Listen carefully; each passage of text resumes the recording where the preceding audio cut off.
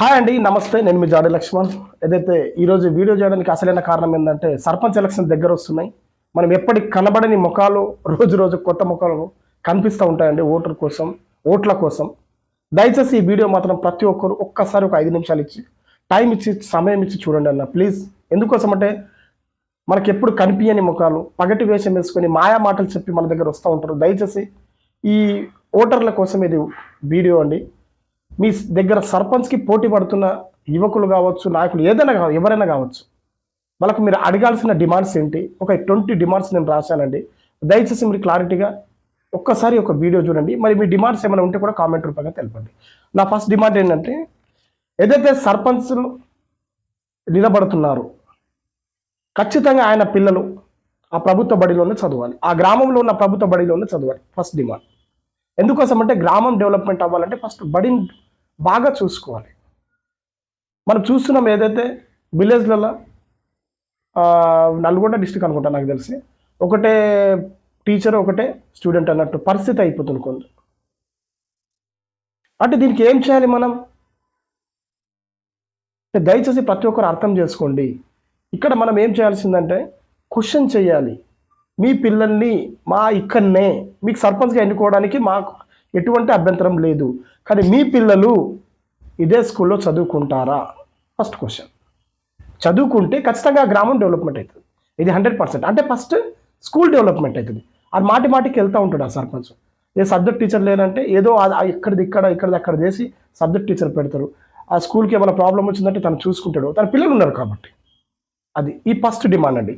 Second ఏదైతే ఉందో, మీ party నుంచి గెలిచిన ప్రభుత్వము ఏదైతే మీ పార్టీ ఏ పార్టీ నుంచి మీరు గెలిచినా ప్రభుత్వం నుంచి ఏ పథకాలు వచ్చినా పార్టీ లీడర్లకి కాకుండా నిరుపేద కుటుంబాలకు వచ్చేటట్లు చూడాలి. ఇప్పుడు నేను టీఆర్ఎస్ నుంచి గెలిచిన అనుకోండి, ఒక సర్పంచ్ టీఆర్ఎస్ నుంచి గెలిచిండు, ఆ పార్టీ కార్యకర్తలకు ఇస్తాడు ఆయన.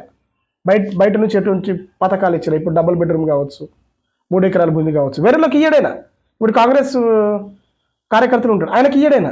ఎందుకోసం అంటే మా పార్టీ టీఆర్ఎస్ పార్టీ, మా టీఆర్ఎస్ పార్టీ ఆధ్వర్యంలోనే ఆ డబుల్ బెడ్రూమ్ వచ్చినాయి, మా టీఆర్ఎస్ పార్టీ ఆధ్వర్యంలోనే దళిత బంధు వచ్చింది, అందుకే మా పార్టీ కార్యకర్తలకు ఇస్తాం మేము.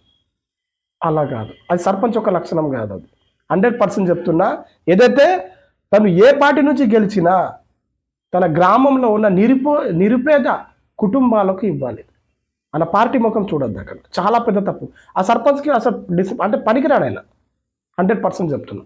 సరే, పార్టీ టికెట్ మీకు ఇచ్చిందొచ్చు, కానీ మీ బాధ్యత ఏంది?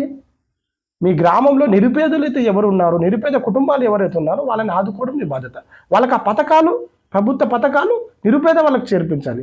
నాకు ఎవరు సపోర్ట్ చేసిండో వాడికి ఇప్పియాలా, నా పార్టీ ఎవడు, అరే నీకు ఇప్పిస్తా, నీకు గింత ఇలా కాదు. ఇది తప్పు.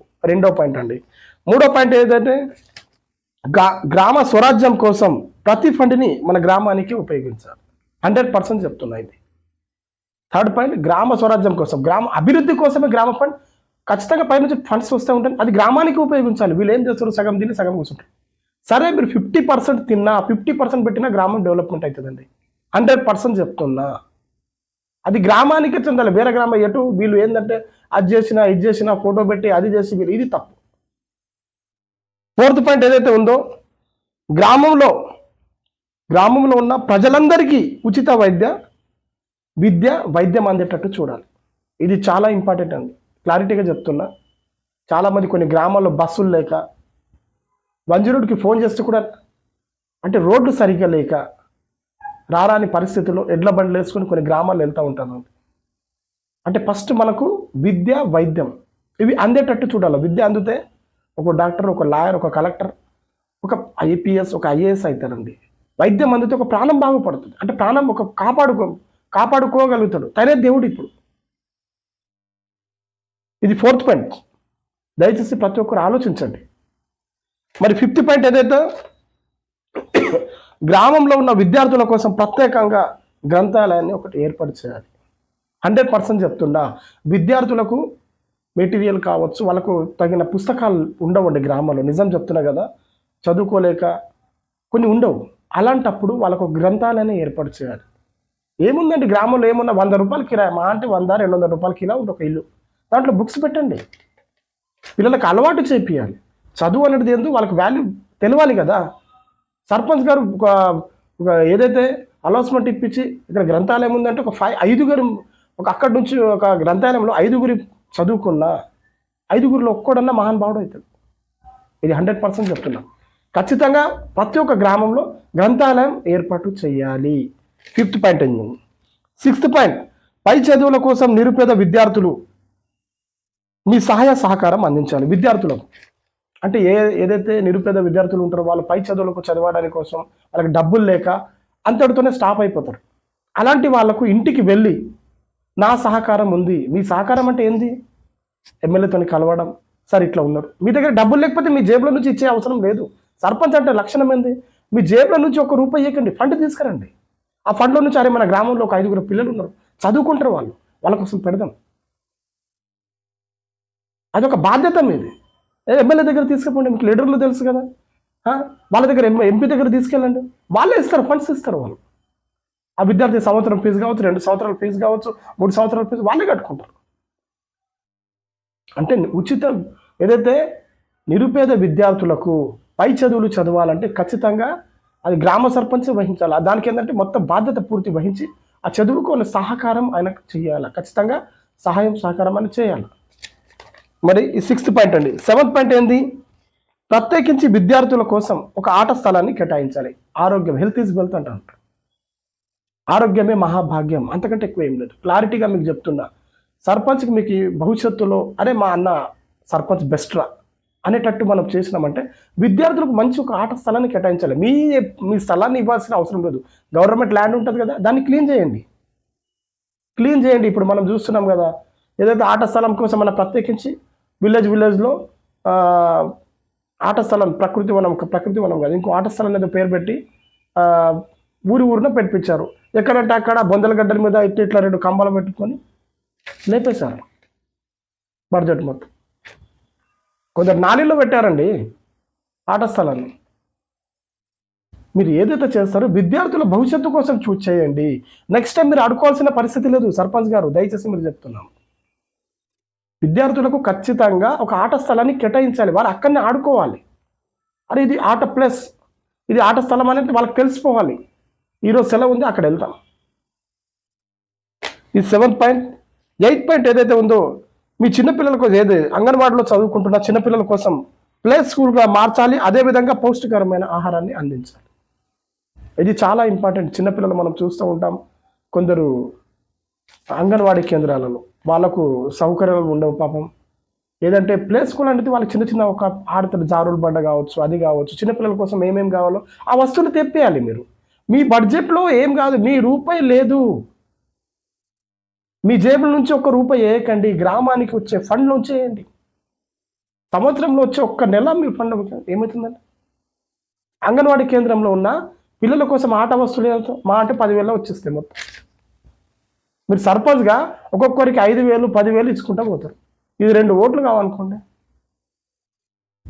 ఆడుతూ ఉంటారు కదా పిల్లలు. అంటే ఆడుకునే స్థలాలు వాళ్ళకి అంటే స్థలాలు కావు, వాళ్ళు అక్కడనే ఆడుకుంటారు, అంగన్వాడీలోనే ఆడుకుంటారు. యానికి ఏదైతే ప్లే స్కూల్గా మార్చాలి. చిన్న ప్రైమరీ స్కూల్లో ఎలా పెడతారో ప్రైవేట్ స్కూల్లో అలా పెట్టేయాలి మీరు. అంటే అందరూ అక్కడ వెళ్ళడానికి ఇష్టపడతారు. చిన్నపిల్లలు కూడా వెళ్ళడానికి ఇష్టపడతారు, అక్కడ ఆట స్థలాలు ఉన్నాయి కాబట్టి.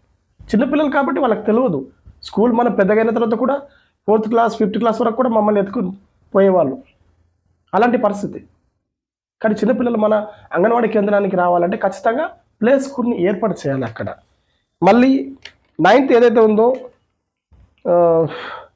గ్రామంలో ఒక కమిటీ ఏర్పాటు చేసి ప్రజా సమస్యలు తీర్చాలి. అలాగే పెద్దవాళ్ళ సలహాలు పాటించాలి.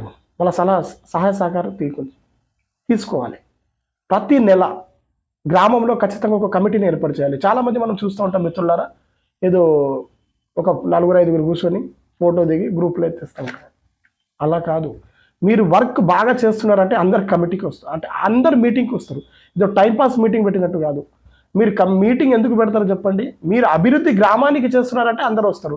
మీరు ఏం చేయట్లేదు, ముఖం చేయట్లేదు, ఏదైతే మిమ్మల్ని రిపోర్టర్లు అడుగుతారు, వాళ్ళు అడుగుతారు, పై అధికారులు అడుగుతారు కాబట్టి ఏదో మేము మీటింగ్ పెడుతున్నామో లేదా అని పోతారు, 4 ఫోటో పెట్టి ఆ గ్రూప్లో పెట్టేస్తారు. అది కాదు. మీరు మంచి పని చేస్తున్నారంటే ఖచ్చితంగా గ్రామంలో ఉన్న ప్రజలంతా మీ దగ్గర వస్తారు. ఆ మీటింగ్కి అందరూ వస్తారు. అరే నెక్స్ట్ ఏంటి, నెక్స్ట్ ఏం చేయగలుగుతారు సర్పంచ్ గారు అని. ఖచ్చితంగా మీరు నెలకు ఒకసారి మీటింగ్ పెట్టి ఆ గ్రామంలో ఉన్న సమస్యలు తెలుసుకోవాలి. ఒక సర్పంచ్గా మీ బాధ్యత. 10th, సర్పంచ్గా ఉన్నప్పుడు ఏ పార్టీకి తొత్తుగా ఉండకూడదు, స్వతహాగా నిర్ణయాలు తీసుకోవాలి.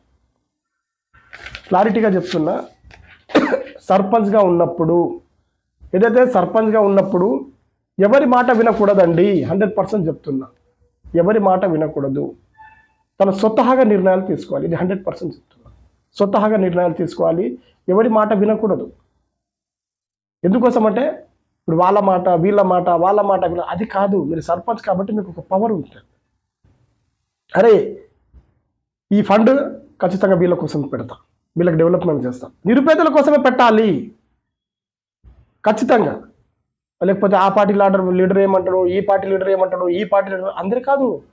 కమిటీ పెట్టి డైరెక్ట్ చెప్పేయాలా, ఇగో నెక్స్ట్ వచ్చేది మీకు ఇస్తా, నెక్స్ట్ వచ్చేది మీకు ఇస్తా. మీరు మాట్లాడే విధానం ఉంటుంది. మళ్ళీ వాళ్ళు మిమ్మల్ని ఏళ్ళు చూపేటట్టు కూడా మీరు పెట్టుకోవద్దు. 100% చెప్తున్నా. ఇది ఏది చేసినా స్వతహాగా నిర్ణయాలు తీసుకోవాలి, అందరు సలహాలు తీసుకోవాలి. మళ్ళీ మీరు ఒకటి ఓన్గా చెప్పాలి, ఈ వచ్చే ఫండ్ వీళ్ళకి కేటాయిస్తా, వాటర్ కోసం కేటాయిస్తా, నాలుగు కోసం కేటాయిస్తా. లేకపోతే ఒకటి ఉంటుంది కదా, లేదు ఖచ్చితంగా బడికి డెవలప్మెంట్ చేస్తా, నెక్స్ట్ వచ్చే ఫండ్ మీకు ఇస్తా, పెట్టేయండి. అలా అన్నప్పుడు ఎవరేం మిమ్మల్ని అనరు. 100% చెప్తుంది. మరి అలాగే 11th చూస్తే గ్రామంలో ఉన్న ప్రజలకు నీళ్ళ సౌకర్యం, అంటే సౌకర్యం కల్పించాలి. వాళ్ళకి ఖచ్చితంగా వాటర్ వస్తున్నాయా, మరి కరెంటు కావచ్చు, విద్యుత్, ఇది అది అంతా చూసుకునే బాధ్యత సర్పంచ్ అండి. 100% చెప్తున్నా. వాళ్ళకి నీళ్లు అందుతున్నాయా లేవా. చాలామంది మనం చూస్తూ ఉంటాం, ఇప్పుడు కూడా కొన్ని గ్రామాల్లో బోరింగ్ దగ్గర వెళ్ళి కొట్టుకొని వెళ్ళే పరిస్థితి అండి. అది బాధ్యత ఎవరిది అంటే సర్పంచ్ గారిది. 100% చెప్తా. ఇది నీళ్ళ సౌకర్యం కల్పించడం సర్పంచ్ గారిది. అదేవిధంగా కాకుండా 12 పాయింట్, గ్రామంలో బస్ షెల్టర్ ఖచ్చితంగా ఏర్పాటు చేయాలి. మీరు కొన్ని గ్రామాల్లో వెళ్తే ఒక చెట్టు కింద కూర్చుంటారు, చిన్న ఒక హోటల్ కింద కూర్చుంటారు, అట్లా ఇట్లా. అది కాదు. మీ దగ్గర బడ్జెట్ లేకపోయినా, మీ గ్రామ బడ్జెట్ లేకపోయినా, మీ గ్రామ బడ్జెట్ని ముట్టుకోకుండా కూడా పార్టీ లీడర్లు వస్తారు కదా, పార్టీ లీడర్ వచ్చినప్పుడు తనకు అనాలి, సార్ మా గ్రామంలో షెడ్యూల్ ఒక బస్ షెల్టర్ ఏర్పాటు చేయండి అని చెప్పండి. వాళ్ళు చేస్తారు. మీరు అడిగే విధానం ఉంటుంది, అది అడిగే క్వశ్చన్ చేసే విధానం ఉంటుంది. మీరు అడగద్దు. సర్పంచ్గా మీరు మిమ్మల్ని ఎందుకు ఎన్నుకున్నారు? మీరు అడిగి గ్రామ డెవలప్మెంట్ కోసం కాళ్ళు కూడా పట్టుకోవాలి పై అధికారి. 100% చెప్తున్నా. మీరు కాళ్ళు పట్టుకుంటారా తర్వాత విషయం, కానీ గ్రామ డెవలప్మెంట్ కోసం పై అధికారి కాళ్ళు పట్టుకున్నా తప్పలేదు. కానీ మీ గ్రామానికి మంచి చేశారనుకోండి, నెక్స్ట్ టైం మీరు ఓట్లు అడగాల్సిన అవసరం లేదు, వాళ్ళే మిమ్మల్ని గెలిపిస్తారు. ఇది 100% చెప్తున్నా. అందుకే నేనేం చెప్తున్నా అంటే, ఖచ్చితంగా ప్రతి గ్రామానికి బస్ స్టాప్ ఖచ్చితంగా ఉండాలి. బస్ స్టాప్ వల్ల ఏంటంటే, మనం ఇప్పుడు కూడా మా ఊళ్ళో కూడా చెట్టు కిందనే కూర్చుంటాం. అది ఖచ్చితంగా ఉండాలి. మీరు మీ జేబుల నుంచి డబ్బులు లేకపోయినా చాలామంది దాతలు ఉన్నారు, ట్రస్ట్ వాళ్ళు ఉన్నారు, వాళ్ళే ఇప్పిస్తారు. అడగాలి, మనం అడిగితే ఇస్తారు కదా. నెక్స్ట్, గ్రామానికి కొత్త రోడ్లు పడేటట్టు చేసుకోవాలి. కొన్ని రోడ్లు అయితే చూస్తే సిగ్గు అనిపిస్తుందండి, క్లారిటీగా చెప్తున్నా. ఇట్లా బస్సు వెళ్తూ ఉంటుందంటే మొత్తం ఇప్పుడు మనం వెళ్తాం కదా, ఊయలలో కూర్చున్నట్టు అయిపోతుంది. ఊరికి ఆటో అయినా బస్సు అయినా వెహికల్ అయినా అంత దారుణంగా రోడ్లు ఉంటాయి. అంటే మీరు ఏం చేయాలి? సర్పంచ్ యొక్క బాధ్యత ఏంది? ఎమ్మెల్యే దగ్గర వెళ్ళడం, సార్ మా ఊరికి గ్రామానికి రోడ్ లేదు సరిగా, మీరు ఏం చేస్తారు? కొట్టండి, మాకు ఫండ్స్ తీసుకురండి, మా ఫండ్ తీసుకురండి, ఖచ్చితంగా ఈ రోడ్డు పడేటట్టు మేము లేదు. గ్రామంలో ఒక మీటింగ్ పెట్టాలి, అడగాలి. అందరు ఏదైతే మెంబర్స్ ఉంటారో వాళ్ళందరినీ, ఉప సర్పంచ్ని వాళ్ళందరినీ అడగాలి. ఖచ్చితంగా ఈరోజు మనం ధర్నా కార్యక్రమం పెడుతున్నాం, మన గ్రామంకి రోడ్ వచ్చే వరకు మనం వెనుక అడుగు వేసేది లేదు. అప్పుడు ఏమవుతుంది? ఖచ్చితంగా మీ గ్రామం మొత్తం ఒక అంబేద్కర్ స్టాచ్యూ ముంగటనో బస్ స్టాప్ ముంగటనో కూర్చున్నాం అనుకో, ఖచ్చితంగా ఎమ్మెల్యే దిగి వస్తాడు. ఖచ్చితంగా ఏదో ఒకటి చేస్తాడు. 2-3 డేస్లో ఆ ఫండ్ తీసుకొచ్చి మీ గ్రామానికి ఇచ్చేస్తాడు. అప్పుడు రోడ్లు పడిపోతాయి. నాకెందుకులే అంటే ఎట్లయితే చెప్పండి. 14, గ్రామానికి ప్రతి లీడర్ వచ్చినా ఏ లీడర్ వచ్చినా పాలకులే కాకుండా ప్రతిపక్షాలు కూడా మాట్లాడే సమయం ఇవ్వాలి. ఇది 100% కరెక్ట్ అండి. ఇప్పుడు నేను ఒక కాంగ్రెస్ నేత అండి, ఎగ్జాంపుల్. నా కాంగ్రెస్ ఎమ్మెల్యే వచ్చిందనుకో, తెల్లంగీసుకొని నేనే ముందర వెళ్తూ ఉంటాం. వేరే వాళ్ళకు అవకాశం ఇవ్వ. నేనే వెళ్తూ ఉంటా, నేనే మాట్లాడతా, నేనే ఆయనకి షాల్వా కప్పుకుంటా, నేనే బొకేస్తా, నేనే పట్టుకుంటా, నేనే మోసుకుంటా, సార్ నమస్తే, సార్ నమస్తే, నమస్తే, ఎగబడి ఆయన వెళ్ళే వరకు ఇక రిటర్న్ పంపించే వరకు నేనే కనిపిస్తాను. అది సర్పంచ్ ఒక లక్షణం కాదు.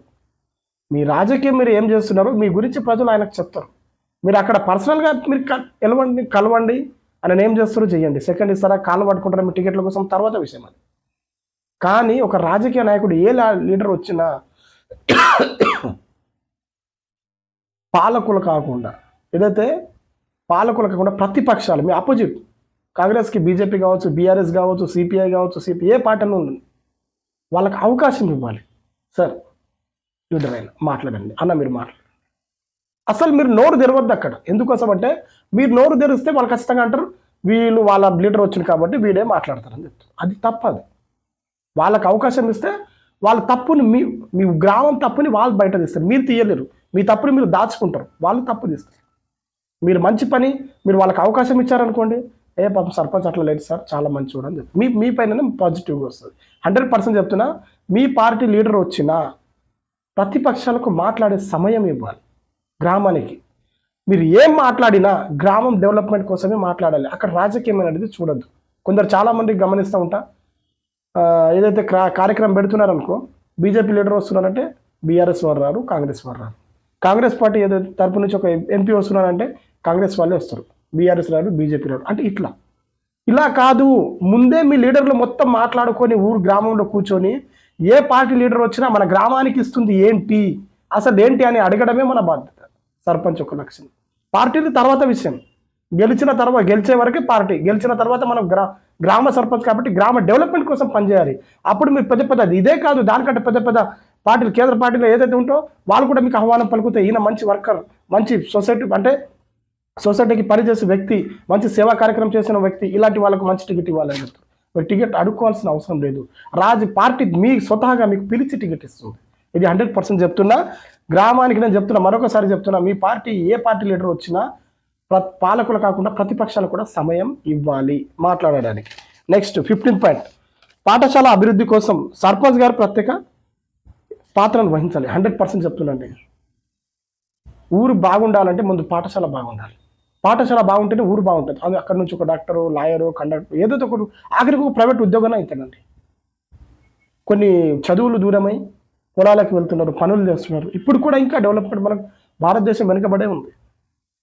అందుకే విద్య చాలా ఇంపార్టెంట్. ఇంతకుముందే చెప్పాను, విద్య, వైద్యం ఇది అందేటట్టు సర్పంచ్ గారు ఖచ్చితంగా ఆయన వహించాలి. ఆయన బాధ్యత. ఏదైతే పాఠశాల అభివృద్ధి కోసం ఆయన ఏ పాఠశాలకు చిన్న అవసరం ఉన్నా సర్పంచ్ గారు వెళ్ళి తన దగ్గర డబ్బులు లేకపోయినా పాలకుల దగ్గర నుంచి కావచ్చు, సొసైటీ దగ్గర నుంచి కావచ్చు, ఆ గ్రామ పెద్దల దగ్గర నుంచి కావచ్చు, లేకపోతే ట్రస్ట్ వాళ్ళు ఉంటారు కదా, వాళ్ళ దగ్గర నుంచి కూడా తీసుకోవచ్చు, తప్పులేదు. చాలామంది సామాజిక సేవా కార్యకర్తలు ఉంటారు కదా, నేను దానం చేస్తా, వాళ్ళకి వీజ్ చేస్తా, సార్ మా పిల్లలకు వర్క్ బుక్స్ లేవట, మీరు ఏదో కొంచెం హెల్ప్ చేస్తే బాగుంటుంది, అడగడం మీ బాధ్యత. మరి అదేవిధంగా కాకుండా ఒక పండుగ జరుపుకోవాలి. ప్రతి గ్రామంలో ఆ గ్రామానికి పేరు అంటే ఇంకొకటి విషయం అండి, ప్రతి గ్రామంలో ఆ గ్రామానికి పేరు రావాలంటే సంవత్సరానికి ఒక పండుగను బ్రహ్మాండంగా జరుపుకోవాలి. సంక్రాంతి, దసరా, ఏదో ఒక పండుగను ఊరంతా మొత్తం ఒక దగ్గర రావాలి. ఇప్పుడు మనం కొన్ని గ్రామాల్లో చూస్తూ ఉంటాం, అక్కడక్కడ జరుపుకుంటాం. అది కాదు, ఒక దసరా పండుగ ఎగ్జాంపుల్ చెప్తున్నా, ఊరంతా మొత్తం ఒకే దగ్గర రావాలి, జాతర లాగా. ఇప్పుడు గణేష్ పండుగలు జరుపుకుంటారండి, ఆ గల్లీ గణేష్, ఈ గల్లీ గణేష్, నేను మై బడా తూ బడా మై బడా, అది కాదు. ఊరంతా కలిసి ఒకే జాతర లాగా జరుపుకోవాలి. సంక్రాంతి పండుగన, దీపావళి పండుగన, దసరా పండుగన, శివరాత్రి పండుగన, ఏదో ఒక పండుగ కానీ ఊరంతా కలిసి ఒకే పండుగ జరుపుకోవాలి. అప్పుడు ఆ గ్రామానికి మంచి పేరు వస్తుంది. 100% చెప్తున్నా. ఇది చాలా ఇంపార్టెంట్ అండి. ఏదైనా ఒక పండుగ మీరు సెలెక్ట్ చేసుకోవాలి. అదేవిధంగా కాకుండా ఇది చాలా ఇంపార్టెంట్ అండి. ఎందుకోసం అంటే గ్రామంలో సంవత్సరానికి ఒకసారి యువతుల కోసం ఒక టోర్నమెంట్ పెట్టాలి. ఖచ్చితంగా గ్రామంలో ఉన్న యువతుల కోసం ఒక టోర్నమెంట్ పెట్టాలి వాళ్ళకి ఖచ్చితంగా. ఆ టోర్నమెంట్ పెడితే ఏమవుతుందంటే ఖచ్చితంగా విద్యార్థులు అంటే పక్క ఊరు కావచ్చు, ఆ ఊరు కావచ్చు నుంచి విద్యార్థులు అందరు మీ వైపు చూస్తూ ఉంటారు. అది ఏ గ్రామంలో ఉంది టోర్నమెంట్. ఇప్పుడు ఎగ్జాంపుల్ క్రికెట్ కావచ్చు, వాలీబాల్ కావచ్చు, ఏదైతే టెన్నిస్ కావచ్చు, లేకపోతే కబడ్డీ పోటీలు కావచ్చు, ఏదైనా ఖోఖో కావచ్చు, టోర్నమెంట్ అక్కడ పెట్టాలి. పెడితే అక్కడ ఏమవుతుందంటే చుట్టుపక్కల ఉన్న గ్రామాలంతా మీ గ్రామానికి వస్తారు. అట్లా యువకులు ఏంది, వాళ్ళకి ఆడటం అంటే ఇష్టం. అప్పుడు ఏమైపోతుంది, అరే ఫలానా ఈ ఊర్లో ఉంది, ఫలానా బైన్సలో ఉంది, ఫలానా లేకపోతే ఆ వాలేగాంలో ఉంది, అట్లా ఆ ఊరు గ్రామం గుర్తుకొస్తుంది. ఆ ఫలానా నిగ్వలో ఉంది అంటే గ్రామం పేరు మాటికి రావాలంటే అలా సంవత్సరానికి ఒక టోర్నమెంట్ పెట్టాలి. నేను ఇంతకుముందే దీనికంటే ముందు పాయింట్ చెప్పాను. ఈ గ్రామానికి ప్రత్యేకించి పేరు రావాలంటే ఒక పండుగ, అన్ని మీడియా వాళ్ళని పిలిపించి అందరు ఊరంతా కదిలి ఒక పండుగ జరుపుకోవాలి. రెండో పాయింట్ దాంట్లో ఏమైందంటే ఖచ్చితంగా ఆ సంవత్సరానికి ఒక టోర్నమెంట్ పెట్టాలి, ఖచ్చితంగా పెట్టాలి. అది ఆ టోర్నమెంట్కి అందరూ ప్రతి ఊరు చుట్టూ నుంచి చాలామంది వస్తూ ఉంటారు. దానివల్ల మీ ఊరు గర్వంగా అటు ఇటు అంతా పాకిపోతుంది, ఫేమస్ అయిపోతుంది. నెక్స్ట్ ఇది 18th పాయింట్ చాలా ఇంపార్టెంట్ అండి. మనం చూస్తున్నాం ఎందుకోసం అంటే పెళ్ళం సర్పంచ్ అయితే అంటే భార్య సర్పంచ్ అయితే మొగుడు పెత్తనం ఏంటి, నిజంగా చెప్తున్నారు కదా. ఇది చెప్పుకోవాలంటే చాలా ఇక నేను అనలేను. చాలామంది మనం చూస్తుంటాం, నామకే వాస్తే భార్యగా సర్పంచ్గా నిలబడతారండి. మొత్తం రాజకీయం మొత్తం భర్తనే చేస్తారు. ఇది కరెక్ట్ అంటారా చెప్పండి? మీరు క్వశ్చన్ చేయాలి, ప్రజలు క్వశ్చన్ చేయాలి వాళ్ళకు. నీ పని ఏంటి, నువ్వు ఎవరు, హూ ఆర్ యు ఫస్ట్, నువ్వు ఎవరు, ఇక్కడ నుంచి బయటికి వెళ్ళు, నీ భార్యను రప్పి, ఆమె సర్పంచ్ కదా, ఆమెతోనే మాట్లాడాలి. మహిళలకు ప్రత్యేకించి రిజర్వేషన్ డాక్టర్ బాబాసాహెబ్ అంబేద్కర్ గారు మహిళలు ఇంటికి అంకితమై కాకుండా బీడీలు చుట్టే వాళ్ళు బీడీలకి కట్టుకుంటూ ఉండాలి, పొలాల్లో పనిచేసే వాళ్ళు పొలాలకి పరిమితం అవ్వాలి. అలా కాకుండా మీరు కూడా రాజకీయం రావాలంటే మహిళకు రిజర్వేషన్ ఇచ్చారండి. ఆ మహిళకు రిజర్వేషన్ ఇప్పించిన వీళ్ళు గెలిచినా మళ్ళీ మొగతనం పెత్తనం అంటే ఎంతవరకు కరెక్ట్? ఇది భార్య సర్పంచ్ అయితే భర్తల పెత్తనం ఏంటి? భర్తకు అక్కడ ఏమైనా సంబంధం ఉందా? రావచ్చు, తప్పు లేదు. అంటే భార్యకు తోడుగా తీసుకురావడానికి పోవడానికి ఆయన తోడుగా రావచ్చు, కానీ అందులో వచ్చి ఒక మాట్లాడే విధానం ఆయనకు అస్సలు ఉండవు. 100% చెప్తుంది. ఆమె ఏ నిర్ణయాలు తీసుకున్నా ఆమె స్వతహాగా నిర్ణయాలు తీసుకోవాలి. మనం చూస్తుంటాం, చాలామంది మనం గమనిస్తుంటాం. డైరెక్ట్ వాళ్ళు ఏమంటారు, లేదు ఆమె ఇప్పుడు రాదు మా భార్య, నేను చూసుకుంటా, చెప్పండి ఏమైందని చెప్తారు. అసలు నువ్వు ఎవరని చెప్పాలి అక్కడ. నువ్వు ఎవరని చెప్తే ఒక 2 times 3 times అడిగామనుకోండి, ఆయన రాడిగా, ఆయనకు అర్థమైపోతుంది. నెక్స్ట్ ఎవరు పెద్దవారిని పైవారిని కంప్లీట్ ఇచ్చారనుకోండి, సస్పెండ్. 100% చెప్తున్నా. ఎవరైతే సర్పంచ్కి గెలిచారో వాళ్ళే కుర్చీ మీద కూర్చొని మనకు సలహాలు ఇవ్వాలి, మాట్లాడాలి, వాళ్ళతోనే మనం మాట్లాడాలి. ఇది చాలా ఇంపార్టెంట్ అండి, క్లారిటీగా చెప్తున్నా. ఇది ఇక్కడనే కాదు, తెలంగాణ రాష్ట్ర వ్యాప్తంగా ఎక్కడ చూసినా, దేశంలో ఎక్కడ చూసినా వాళ్ళు ఇదే పని చేస్తున్నారు. మహిళలకు రిజర్వేషన్లు ఇచ్చిండ్రు. మా మహిళలు రాజకీయంలో రావాలి, రాజకీయంలో ఎదగాలి, వాళ్ళ ఇంటికే పరిమితం అయిపోకూడదు, బీడీలు చుట్టుకుంటే ఇంట్లోనే ఉండకూడదు. వాళ్ళు కూడా మంచిగా కట్టుబట్టలతో బయట రావాలి, రాజకీయంలో మాట్లాడాలి, రాజకీయంలో పైకి ఎదగాలని డాక్టర్ బాబాసాహెబ్ అంబేద్కర్ రాజ్యాంగంలో రాసి వాళ్ళకు మంచి అవకాశం ఇచ్చారు. అయినా ఇప్పుడు మా మొగ జాతి వాళ్ళు వాళ్ళకి అనగదొక్కి మీరు ఇంట్లోనే ఉండండి, నేనే నీ రాజకీయం చేస్తా అని చెప్తున్నారు. ఇది మాత్రం సహించేది లేదు. గ్రామ యువకులారా, ప్రజలారా, దీన్ని ఖచ్చితంగా మీరు క్వశ్చన్ చేయాల్సిందే. భార్య సర్పంచ్ అయితే భర్త పెత్తనం నడవదు. ఇది 100% చాలా పెద్ద తప్పు. మరొకసారి చెప్తున్నా, దీన్ని క్వశ్చన్ చెయ్యండి. మనం చూస్తున్నాం. మరి 19 గ్రామం కోసం ఎవరైతే కష్టపడతారో వారికి ప్రత్యేకించి ఒక అవార్డు ఇవ్వాలి. గ్రామం కోసం ఎవరైతే కష్టపడతారో వాళ్ళకు ప్రత్యేకించి అవార్డు ఇవ్వాలండి. 100% వాళ్ళకు ఇంకా ఉత్సాహంగా వాళ్ళ సేవా కార్యక్రమం. ఇప్పుడు మన స్కూల్కి ఎగ్జాంపుల్ చెప్తున్నా, ఏదైతే మన గ్రామంలో నాది నిగ్వా అండి, నిగ్వా గ్రామంలో స్కూల్లో ఏదైతే ఆట వస్తువులు కావచ్చు, గేట్ సరిగా లేదు కావచ్చు, చైర్స్ కావచ్చు, బుక్స్ కావచ్చు, లేదన్నప్పుడు వేరే వాళ్ళు ఎవరైనా డొనేట్ చేస్తారండి. అప్పుడు డొనేట్ చేసినప్పుడు గ్రామ సర్పంచ్గా తన బాధ్యత ఏంది, సంవత్సరానికి ఒకసారి అది సంవత్సరంలో ఎవరికైనా అవార్డు ఇవ్వాలి, మా గ్రామం తరపు నుంచి అవార్డు ఇవ్వాలి. ఆయనకు కూడా ఒక హ్యాపీనెస్ అనిపిస్తుంది, అరే ఈ ఫలానా ఈ గ్రామం నుంచి అవార్డు వచ్చిందని. ఇది మీ బాధ్యత, సర్పంచ్గా బాధ్యత. ఇక చివరిగా లాస్ట్గా 20 చూసుకుంటే చాలా ఇంట్రెస్టెడ్. ఎందుకోసం అంటే ఫైనల్గా ఇది అంతా చేసిన తర్వాత ఏదైతే మన గ్రామాన్ని గంగావతి గ్రామంగా మార్చాలి. మన బాధ్యత. సిద్దిపేటలో మనం చూసాం కదా, నేషనల్ అవార్డు తీసుకున్నది తెలంగాణలో అభివృద్ధిలో. తను సర్పంచ్ ఏ పార్టీ అయినా గెలిచే వరకే పార్టీ అని చెప్తుంది, గెలిచిన తర్వాత మా ఊరు ఫస్ట్. ఏ లీడర్ వచ్చినా నా ఊరికి ఏమి ఇస్తున్నామని అడుగుతారు. ఏ లీడర్ వచ్చినా మా ఊరికి ఏమి ఇస్తున్నారని అందరు కలిసి అడుగుతారు. సరే మీరు మీటింగ్లు పెడతారా, మా గ్రామానికి ఏదో ఇచ్చి మీటింగ్ పెట్టండి అని చెప్తారు. అది ఆ గ్రామం డెవలప్మెంట్ కోసమే అడుగుతారు. రాజకీయం మా దగ్గర వద్దు, మేము ఎవరిని గెలిపియాలో అందరం కలుస్తాం, మాట్లాడతాం, ఏదో ఒకటే చెప్తాం. వాళ్ళు కాంగ్రెస్ మాట్లాడవచ్చు, బీజేపీ మాట్లాడవచ్చు, బీఆర్ఎస్ అందరు మాట్లాడవచ్చు, కానీ మీరు ఏమి ఇస్తున్నారు మా గ్రామానికి, మా డెవలప్మెంట్ కోసం ఏమి ఇస్తున్నారు డైరెక్ట్గా అడుగుతారండి. ఇట్లా పార్టీ రాజకీయ నాయకులు కావచ్చు, నాయకురాలు కావచ్చు, ఎవరన్నా రోజు రాని వాళ్ళకి నిలదీసి అడిగి వాళ్ళ గ్రామ డెవలప్మెంట్ డబ్బులు డైరెక్ట్ అడుగుతారు వాళ్ళు. అంటే అలా అడగడం వల్ల ఏమవుతుందంటే డెవలప్మెంట్ అవుతుంది గ్రామం. దానివల్ల వచ్చిన డబ్బులతో ఏదైనా మనం చెయ్యొచ్చు. ఏదైనా గ్రామ పిల్లలకు ఆట వస్తువులు కావచ్చు, పిల్లలు క్రికెట్ పరంగా కావచ్చు, వాళ్ళకి ఆట ఏదైనా మీరు ఇవ్వచ్చు కదా, గ్రామంలో దేనికైనా ఉపయోగించుకోవచ్చు. దయచేసి సర్పంచ్లారా, ఏదైతే నేను చెప్పానో 20 ఇవి పాటిస్తే ఖచ్చితంగా ఇందులో ఒక 10 పాటించినా మీరు హీరోనే. 100% చెప్తున్నా, మరొకసారి చెప్తున్నా.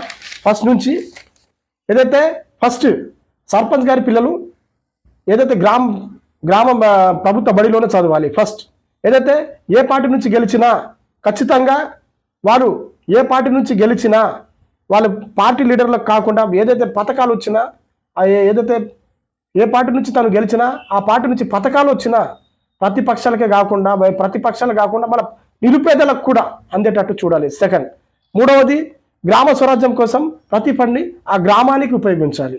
4వది గ్రామంలో ప్రజలందరినీ ఉచిత వైద్యం అందించాలి. 5వది గ్రామంలో విద్యార్థుల కోసం ప్రత్యేకించి గ్రంథాలయాన్ని ఏర్పాటు చేయాలి. 6వది చదువుల కోసం నిరుపేద విద్యార్థులకు అంటే పై చదువుల కోసం వాళ్ళకి సహకారం అందించాలి, సర్పంచ్గా బాధ్యత. 7వది ప్రత్యేకించి విద్యార్థుల కోసం ఆట స్థలాన్ని కేటాయించాలి. 8వది చిన్నపిల్లల కోసం అంగన్వాడీ కేంద్రాన్ని ప్లే స్కూల్గా మార్చాలి, అదేవిధంగా పౌష్టికమైన ఆహారం వాళ్ళకి ఇవ్వాలి. 9వది ప్రతి గ్రామం మేరకు కమిటీ ఏర్పాటు చేసి నెలకు ఒకసారి కమిటీ ఏర్పాటు చేసి ప్రజల సమస్యను తీర్చాలి, పై వారిని సలహా సూచనలు తీసుకోవాలి. 10వది ఏదైతే సర్పంచ్గా ఉన్నప్పుడు ఏ పార్టీకి తొత్తుగా ఉండకూడదు, స్వతహాగా నిర్ణయాలు తీసుకోవాలి, తను ఎవరి మాటలు వినకూడదు, 100% చెప్తా. 11వది గ్రామంలో ఉన్న ప్రజలకు నీళ్ల సౌకర్యం ఖచ్చితంగా వాళ్ళకి కల్పించాలి. 12వది గ్రామంలో బస్ షెల్టర్ ఖచ్చితంగా ఒక ఏర్పాటు చేయాలి. 13వది గ్రామానికి కొత్త రోడ్లు పడేటట్టు మీరు చూసుకోవాలి. 14వది గ్రామానికి ఏ లీడర్ వచ్చినా పాలకులే కాకుండా ప్రతిపక్షాలు మాట్లాడే సమయం ఇవ్వాలి. 15వది పాఠశాల అభివృద్ధి కోసం సర్పంచ్గా ఒక ప్రత్యేక బాధ్యతను వహించాలి.